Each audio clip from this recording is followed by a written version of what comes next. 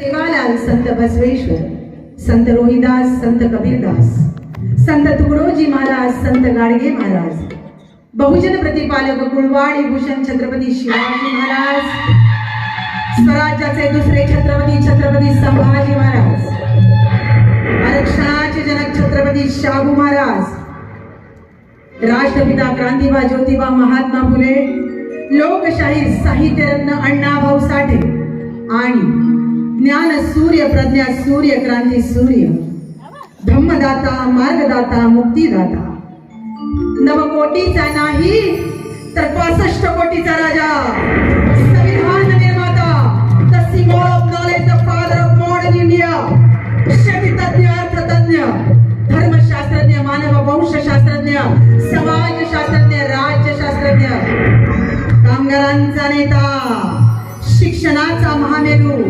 विश्वरत्न बोधिसत्व महामानव भारत भाग्यविधाता परमपूज्य डॉक्टर बाबासाहेब भीमराव रामजी आंबेडकर अशा या महापरिवर्तनवादी महामानवांचं आपण सर्व भारतीयांनी सदैव स्मरण केलं पाहिजे. कवी दामोदर मोरे यांचे हे शब्द की शिवराय आणि भीमराय हे भारतीय संस्कृतीचे दोन महानायक. पराक्रम हे शिवरायांच्या व्यक्तिमत्वाचे सौंदर्य होते तर प्रज्ञा ही विश्वरत्न डॉक्टर बाबासाहेब आंबेडकरांच्या व्यक्तिमत्वाचे सौंदर्य होते. शिवरायांची तलवार ही तेजस्वी होती तर डॉक्टर बाबासाहेब आंबेडकरांची लेखणी ही लाखात लेखणी होती. दोन्ही ही धारदार होत्या.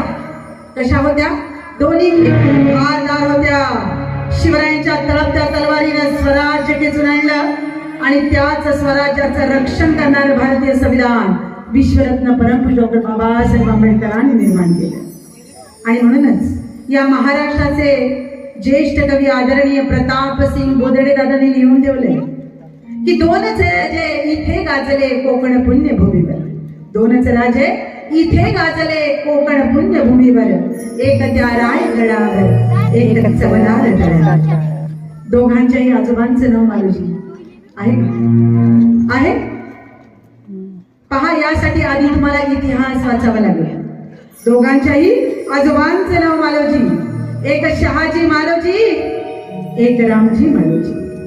दोघांचेही वडील सुभेदार. एक शहाजी सुभेदार, एक रामजी सुभेदार. एकाच्या मुलानं हाती घेतली तलवार आणि एकाच्या मुलानं हाती घेतली लेखणी आणि झाला या देशाचा शिल्पकार डॉक्टर B.R. आंबेडकर. आणि म्हणतात अशा या महापरिवर्तनवादी महामानव